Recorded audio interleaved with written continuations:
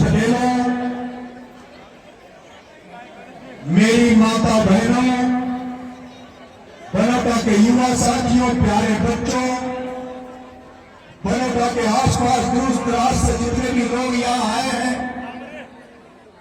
उन तमाम लोगों को मैं चरणों में नमन करते हुए अपनी बात रखूंगा।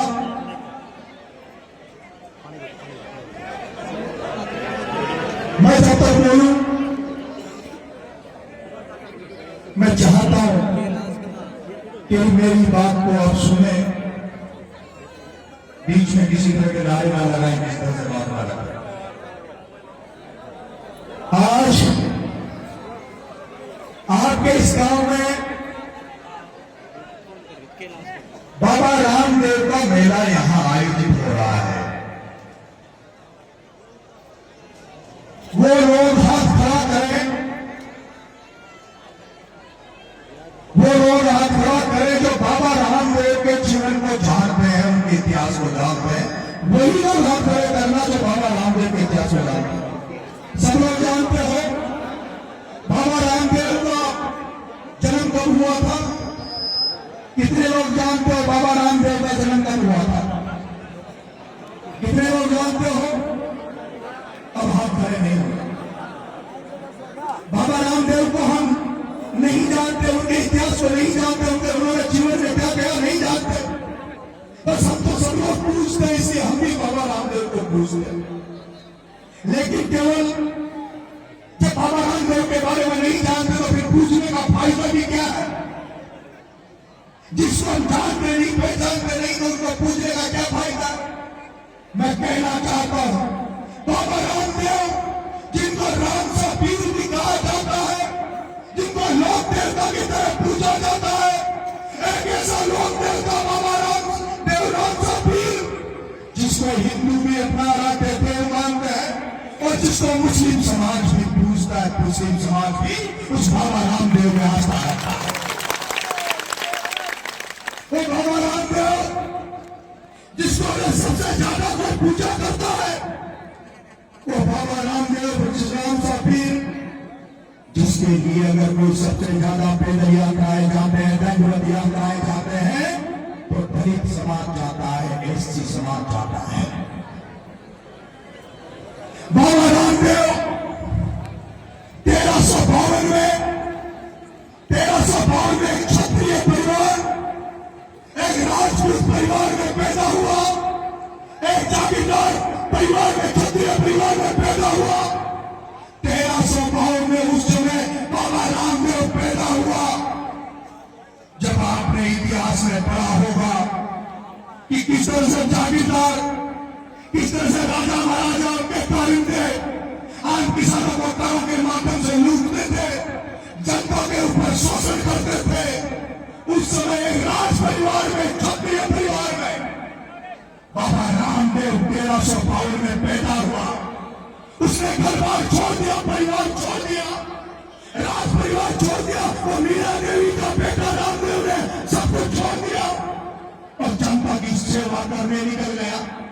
उसी तरह जैसे महात्मा बुद्ध ने राज परिवार को छोड़ के जनता की सेवा करने के लिए निकल गए, उसी तरह से जैसे महावीर स्वामी जनता की सेवा करने के लिए निकल गए, उसी तरह से जैसे दादाजी महाराज गौ माता की सेवा करने के लिए, जनता की सेवा करने के लिए निकल गए, उसी तरह से बाबा रामदेव, राम सा पीर भी उन गरीबों के लिए, असहाय लोगों के लिए, जिनका कोई नहीं था, जिनका कोई गरीब भाई नहीं था, जिन गरीब भाइयों को मुंह में पानी नहीं भरने दिया जाता था, जिन गरीब भाइयों को छुआछूत की नजर से देखा जाता था, जिनको पंगत में खाना नहीं खाने दिया जाता था, बाबा रामदेव उनकी सेवा करने निकल गया। इसलिए वो लोक देवता की आज पूजा होती है। इसलिए सभी धर्म, सभी संप्रदाय के लोग उस क्षत्रिय राठौर वंश से पैदा हुए उस राम सा पीर की पूजा करते हैं।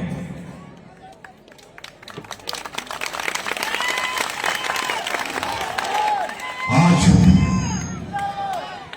उस राम सा पीर के इस मेले, इस प्रांगण में आया। जब में अगर मुझे समय देंगे तो क्या मैं लंबा बोल सकता हूँ या फिर मैं थोड़ा छोट बोल के छोटा कर लूं? नहीं नहीं, आप अगर समय देंगे तो मैं लंबा बोल सकता हूँ। हाँ, आपकी हाजिरी है जरूरी से कोई टाइम नहीं दिया। जैसे महावीर स्वामी पैदा हुए, महात्मा बुद्ध पैदा हुए, इस देश में बहुत महान आदमी पैदा हुए।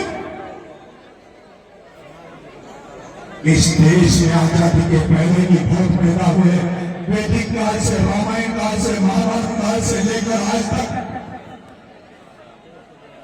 हजारों महान पुरुष इस देश में पैदा हुए। इस देश में आदर्श पुरुष भगवान राम भी पैदा हुए। इस देश में कृष्ण भगवान भी पैदा हुए। इस देश में आजादी में महात्मा गांधी भी पैदा हुआ। इस देश में आजादी की लड़ाई लड़ने वाला वो 23 साल का बच्चा भगत सिंह भी इस भारत में पैदा हुआ, जिसने भारत की आजादी के लिए फांसी का फंदा अपनी इच्छा से चुक लिया। इस देश में जब सामाजिक असमानता थी, जब इस देश में सामाजिक असमानता थी, आदिवासी भाइयों को जंगल में रहना पड़ता था, दलित भाइयों के साथ छुआछूत होता था, तब इसी भारत में बाबा साहब भीमराव अम्बेडकर पैदा हुए। और बाबा साहब भीमराव अम्बेडकर और डॉक्टर जवाहरलाल भी इसी देश में पैदा हुए, जिसकी वजह से आज हम सब कुछ देख पा रहे हैं। आज हमको सब कुछ है उस बाबा साहब भीमराव अम्बेडकर के आरक्षण की देन है, जो आज हम अच्छे अच्छे करके पहन के कन्या दंगल पतंगल यहाँ आ रहे हैं। लेकिन देश की आजादी के लिए बहुत लोगों ने अपने प्राण त्याग दिए, लेकिन देश आजाद हुआ। 1947 में देश आजाद हुआ। अरे 1947 से पहले बाद में तो बहुत सारे देश इस वर्ल्ड में आजाद हुए। अमेरिका भी अमेरिका ऐसे देश पैदा हो गए जो भारत से बहुत आगे निकल गए। लेकिन भारत 1947 की आजादी के बाद जैसे जैसे प्रगति निकल रहे, जैसे जैसे आगे बढ़ रहे, ये भारत खोखला होता जा रहा है, भारत खत्म होता जा रहा है।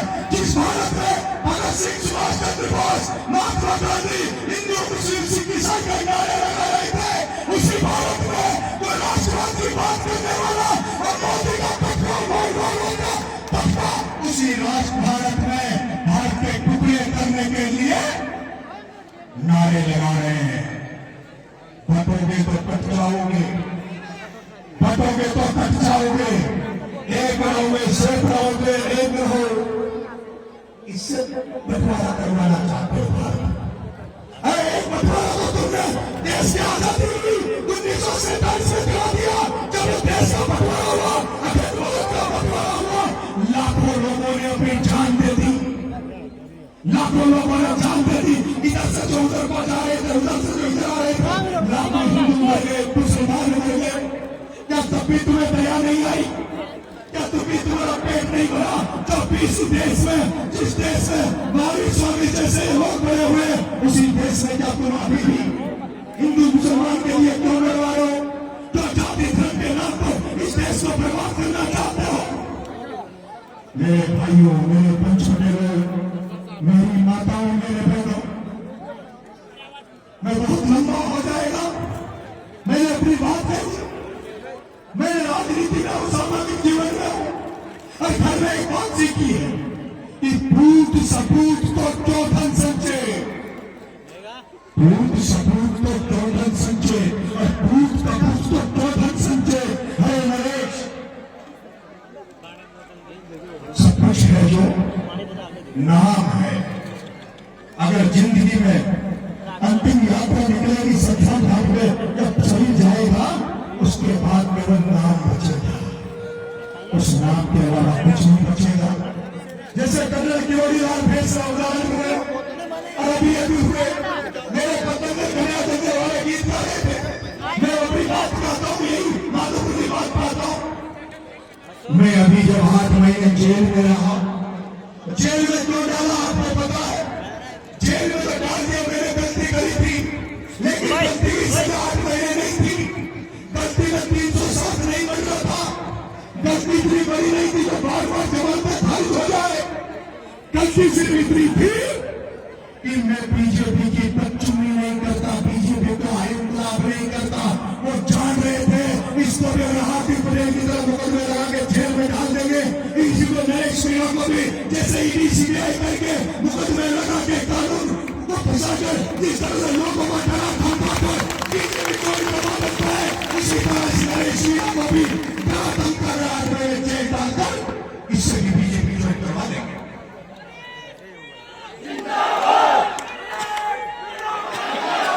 वो भूल गए, लेकिन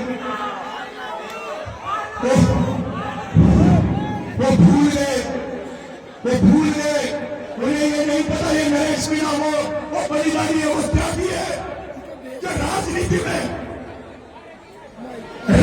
में कुछ बनने नहीं आया, राजनीति में कुछ बनने नहीं आया, राजनीति में नरेश मीणा आया है तो अपने माँ बाप का नाम रोशन कर रहा है, इस समाज का नाम रोशन कर रहा है। इस समाज में नरेश मीणा पैदा हुआ, उस समाज को बड़ा नहीं करने नरेश मीणा राजनीति में आया है।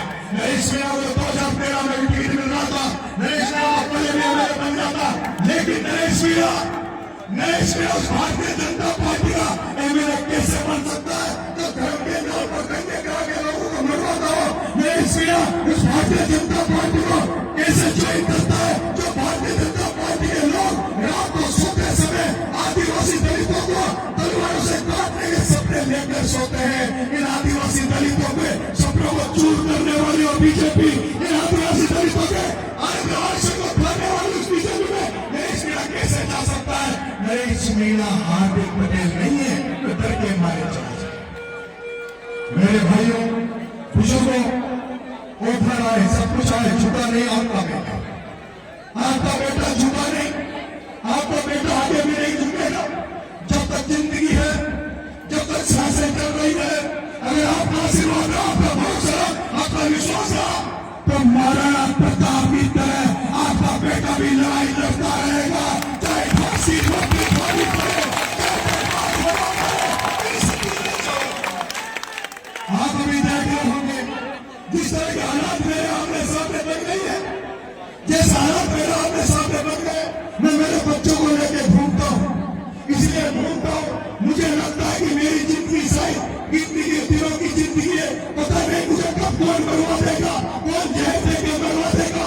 एक मुझे भाई ने 15 करोड़ रुपए की सुपारी मुझे मरवाने के 12 में दे दी थी। मुझे तो भरोसा नहीं है जिस तरह से मैं जिन लोगों से लड़ रहा हूँ वो लोग मुझे कब मरवा दे, लेकिन नरेश मीणा अगर मर जाए, मैं अगर अपने आप को आपके लिए कुर्बान कर दूं तो आपसे केवल यही आशा करता हूं, उम्मीद करता हूं कि मुझे अगर चिंता है तो मेरा एक बेटा और बेटी है, समाज उनको जरूर पाल लेना, समाज उन दोनों बच्चों को पाल पोस कर जरूर बढ़ते देना, उन्हीं की चिंता है और किसी की चिंता नरेश मीणा के जीने लगे। मेरे भाइयों, यहाँ के पंच पटेल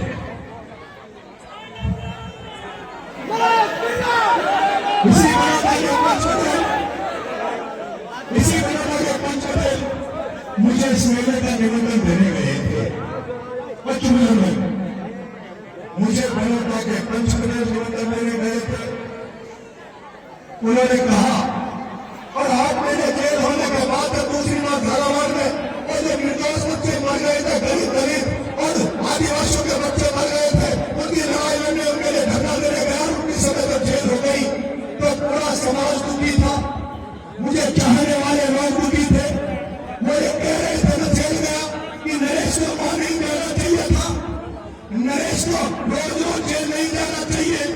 वो पंच पटेल जो मेरे पास आए, मेरे से मिलने आए, मुद्दा देना है, उन्होंने मुझे कहा नरेश हमें भरोसा दे, नरेश हमें जवाब दे कि आपके वाले ऐसा काम नहीं करेगा तो मुझे जेल जाना पड़े। मैं पंच पटेल आपसे कहना चाहता हूँ वो बाबा रामदेव जिसका मेला बना है, अगर वो राज परिवार छोड़कर अगर जनता की सेवा करने नहीं निकलते तो उसकी पूजा नहीं होती। मैं आपको वादा करता हूँ जो मैंने भरोसा आपको दिया है, आज के बाद गांधीवादी तरीके से आंदोलन करूंगा, लेकिन नरेश मीणा को हाथ कम से कम धरना प्रदर्शन से मत रोको। जिस नरेश मीणा को सरकार धरना प्रदर्शन से रोकना चाहती है, कानून नरेश मीणा को रोकना चाहता है। मैं समाज से परमिशन मांग रहा हूँ, आशीर्वाद मांग रहा हूँ कि मुझे धरना भाषण की इजाजत दो। और जो मैंने आपसे कहा था, पटेलों से कहा था, अगली बार धरना करूंगा, अगली बार अगर आंदोलन करूंगा, कोई सिपाही भी एक बार में थप्पड़ देगा तो दूसरे बार में खा लूंगा, कोई सिपाही अगर रेस में थप्पड़ देगा तो दूसरे बार में खा लूंगा। इसलिए तू तरह के मैं बात नहीं करूंगा, गुस्सा शांत कर लूंगा, पूरे धैर्य और संयम से रहूंगा। लेकिन पंच पटेलों, मेरे पंच पटेलों, मेरी माताओं, मेरे युवा साथी, जब इसमें सवाई माधुरी बाती में आज आपके गांव में आया हूं और जो जन सैलाब मैंने रोडों पर देखा है, जो जन सैलाब मैंने रोडों पर देखा है, वो जन सैलाब जैसे मैं सवाई माधुरी बाती में घुसा, डूंगरी बात की चर्चा चालू हो गई। डूंगरी बात की चर्चा चालू हो गई। मेरी माताएं मिली, मेरे बुजुर्ग 70-80 साल 90 साल के बुजुर्ग जिन्हों ने मेरे माथे में हाथ रख कर कहा, बेटा तेरे पे ही भरोसा है, हमारे इस बांध को रुकवा दे, हमारे इस बांध को रुकवा दे, तेरे पे ही भरोसा है। मैं तो पटेल जी मैं आपसे परमिशन मांग रहा हूं, मैं परमिशन मांग रहा हूं। डोगरी बांध का आंदोलन है, जब तक मुझे परमिशन दे दो भगत सिंह बने रहने की, मुझे परमिशन दे दो भगत सिंह बने रहने की, क्योंकि मैं चाहता हूं आप लोग मुझे कहीं जगह नौकरी इसलिए चलाना चाहते हो क्योंकि आपका दिल मेरे लिए धड़कता है, आपकी भावनाएं मेरे लिए धड़कती है, आप लोग नहीं चाहते, आप लोग चाहते हो कि हमारा ये जो बेटा है, हमारा जो बेटा 25 साल से खेतों में लगा है, ये बेटा एक बार एमएलए बन जाए, लोकसभा बन जाए, आपकी ये ख्वाहिश में समझता हूं। आप हम नहीं चाहते, मैं वो समाज कहता है आंदोलन मत कर, धरना मत कर, चुपचाप बैठ जाए, एक बार पद ले ले, एक बार मेरे बन जा, सांसद बन जा, फिर करते रहना। अरे मेरे पंचपटलों में पूछ रहा था, मेरे क्षेत्र गांव के लोग, और क्षेत्र गांव के लाखों लोग जब वो खत्म हो जाएंगे, उजड़ जाएंगे, बच्चे बर्बाद हो जाएंगे, तो फिर मेरा एमएलए बनने का, सांसद बनने का मतलब क्या रहेगा?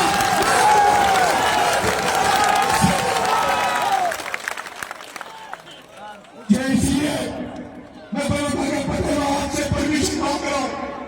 मैं इस आंदोलन तब तक चले, जब तक मुझे आशीर्वाद दे दो, मुझे हिम्मत दे दो, मुझे भरोसा दे दो। मैं वादा करना चाहता हूं, अगर मेरे पे भरोसा किया, मेरे पे विश्वास किया, तो मैं भगत सिंह जितना ज्ञानी भौतिक रूप से मौजूद नहीं हो सकता, लेकिन जब मैंने भगत सिंह की मूर्ति हाथ में ली है, तो वो 23 साल का भगत सिंह इस देश के लिए अपनी कुर्बानी दे सकता है, तो नरेश मीणा भी क्षेत्र गांव की जनता के लिए अपना रोजगार कर सकता है, अपनी कुर्बानी दे सकता है, अपना बलिदान दे सकता है। और ये जो मूवमेंट है, ये गांधीवादी तरीके से नहीं मिलेगा, ये गांधीवादी तरीके से ये मामला हल होने वाला नहीं है, ये हल होने वाला नहीं है। अरे मैं देख रहा हूं मलाना डूंगर में पंचायतें हुई, कोई कलेक्टर भी तुमसे ज्ञापन लेने आया है क्या? कलेक्टर भी नहीं आया है। अब मैं कह रहा हूं, ये जो डूंगरी बात का मामला है, ये मामला कैसा है? ये डूंगरी बात का सवाई माधुरी का मामला शायद एक गांव डूंगरी बात में नहीं है, नहीं है ना बेटा? लेकिन वो जो क्षेत्र गांव में जो लोग रहते हैं, उस क्षेत्र गांव में जो सर्व समाज रहता है, आप में लोग हाथ खड़े करो जिनके रिश्तेदार उस क्षेत्र गांव में बसते हैं, सभी के रिश्तेदार बसते हैं।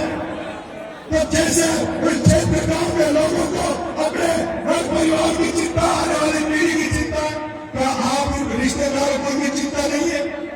कि नहीं? हाथ खड़े करो, हाथ खड़े करो, है कि नहीं है? तो क्या हमारा फर्ज है कि नहीं होगी जनाब? मैं आपसे कहना चाहता हूं, आज इस संसार में दो जगह डूंगरी बांधने से मामले चल रहे हैं। एक मामला गाजा की पट्टी का चल रहा है, वो फिलिस्तीनी गाजा की पट्टी जो सुंदर जगह है, जो स्वर्ग जैसी जगह, जो समुद्र है, जो बहुत सारी कमाई का साधन है, उस इसमें इजराइल और अमेरिका रोज कम पड़ गए, 60,000 लोग मर गए, बच्चे मर गए, माताएं मर गई। लेकिन वो फिलिस्तीनी, वो गाजा पट्टी के लोग, रहने वाले लोग 60,000 माताओं बच्चे मरने के बाद भी अपने घर बार को नहीं छोड़ रहे, चुप नहीं रहे, अमेरिका का आगे नतमस्तक नहीं हो रहे, क्योंकि वो अपनी जमीन जहां पैदा हुए उसको नहीं छोड़ना चाहते। उसी तरह यूक्रेन, एक देश है छोटा सा यूक्रेन, उस पर रूस रोज रोज मिसाइलें चल रही है, हजारों लोग मर रहे हैं, लेकिन वो एक ही लड़ाई है, वो यूक्रेन से रूस कब्जा करना चाहता है। जैसे मोदी इन क्षेत्र गांव में इन माधोपुर में कब्जा करना चाहता है या फैक्ट्रियां खोलना चाहता है, ये दिल्ली बम्बई हाईवे निकला, 8 ऊपरी कौन बनेगा? बस दिल्ली बम्बई हाईवे के आसपास के गांव को बर्बाद कर दिया जाएगा। यहाँ भी फैक्ट्रियां खुलेगी, उनसे जमीनें छीन ली जाएगी और उसके बाद पहले डूंगरी बांध बनाया जाएगा, उसके बाद दिल्ली बम्बई के आसपास से गांव को खाली करवाया जाएगा। उसी तरह से फिर चीता कॉरिडोर धौलपुर से लेकर 12 तक जहाँ रहते हैं, क्योंकि जंगलों के आसपास तो आदिवासी रहते हैं, दूसरे भाई रहते हैं जो गाय बेच खिलाते हैं, इन दूसरे भाइयों को, इन मीरा भाइयों को तो एक हो रहे और इस आंदोलन को जो सर सवाल एक हो रहा है, मोदी यही चाहता है, ताकत इस एरिया में निकली है, असलदार को यही बात चलता है। अरे पहले वो भेड़ों शिक्षक उतरे, वसुंधरा राजे सिंधिया ने पहले गुजर मीराओं को मरवा दिया, ये मोदी सरकार फिर से यहाँ पर टपकाना चाहती है, आपको खत्म करना। मैंने कहा अगर आप लोगों का आशीर्वाद रहा, आपका भरोसा रहा, विश्वास रहा, तो फसलवाल पर क्या, फसलवाल पर क्या नरेंद्र मोदी आ गया ना, और कोई ईट उद्घाटन करने आ गया, कहेंगे उस ईट के नीचे, चाहे वो देश का कितना बड़ा व्यक्ति हो, उस ईट के नीचे समाधि बनाकर वही जमीन में गाड़ देंगे। लेकिन आपका साथ और साथ कैसे चाहिए, साथ कैसा चाहिए, साथ ऐसा चाहिए जैसे गुर्जर समाज ने कर्नल फैसला के नेतृत्व में, जब गुर्जर समाज अपने हाथों की लड़ाई लड़ने गया, पूरे आत्मविश्वास से गया, उन्होंने जब पत्नी में बैठे 75 लोग शहीद हो गए, गोलियां चली, लोगों की लाशें गिर गई, लेकिन गुर्जरों ने पीठ नहीं दिखाई, कर्नल फैसला ने पीठ नहीं दिखाई। और यही कारण है कि गुर्जरों को आरक्षण मिला, आज अन्य गुर्जर समाज में नौकरी मिल रही, उस कर्नल फैसला की पूजा पाठ हो रही है। अगर आप चाहते हो कि डूंगरी बांध नहीं बने, तो उसी तरह जैसे गुर्जर समाज ने कर्नल साहब के साथ रह के लड़ाई लड़ी, यहाँ गुर्जर मीणा सातों जात मुसलमान सबको अपने अपने देवता की कसम खाकर 21 तारीख को चकेरी में पंचायत है, उसमें मुद्दा दे रहा हूँ, उसमें आ जाना, दम से आ जाना, दम से आ जाना। अरे जनता में ताकत होती है तो अभी नेपाल का हाल देख लो, जनता सब चल जाती है। प्रधानमंत्री के घर में आग लगा दी, प्रधानमंत्री के कत्थे पर हो गए, प्रधानमंत्री भागे भागे फिर रहे। अगर तुमने सोच लिया तो मैं कह रहा हूँ, डूंगरी बात को छोड़ दो, फसलवाल मुख्यमंत्री का देश छोड़ के बात रहेगा।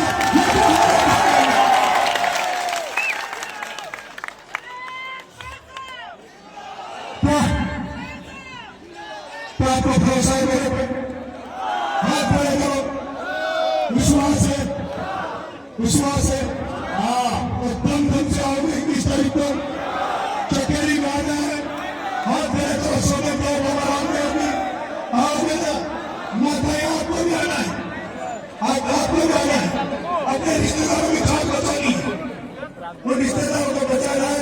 अगर आज या उनके अकेला पूरा होता है, आपके कोई भाई बंद होगा, किसी का पियर होगा, किसी बेटी यहाँ की बेटी का ससुराल होगा, वो ससुराल वो पियर, जहाँ पियर आज आप पियर में जाते हैं, ससुराल में बेटियां ससुराल में आती है। मैं कह रहा हूँ अगर आप उनका साथ नहीं दिया तो हो सकता है तुम्हें ससुराल में जैसे नेपाल में देखना पड़े, तुम्हारे पियर वाले बाला में देखने मिले, हरियाणा में देखने मिले, इसलिए उनको रिश्तेदारों को बचाना है।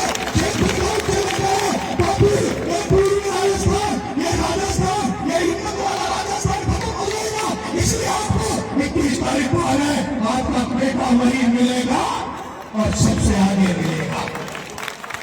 अब मैं अपनी बात को खत्म कर रहा हूं।